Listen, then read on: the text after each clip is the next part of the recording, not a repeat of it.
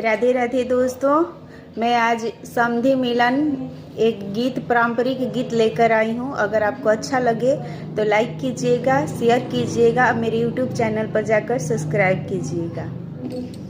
पेन्हीना कवन पाप धोतिया, हाथी पान के बीड़ा।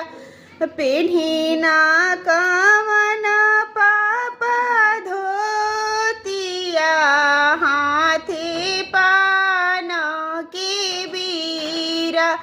करीना समधियन से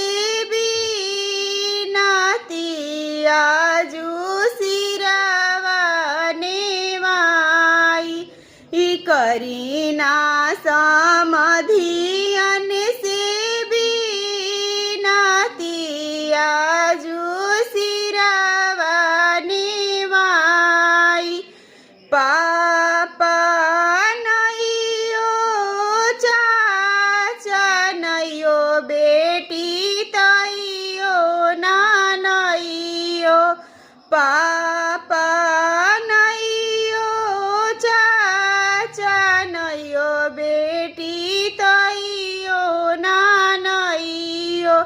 एकरे कवन बेटी कारणे, आजू सिरने वर भैले।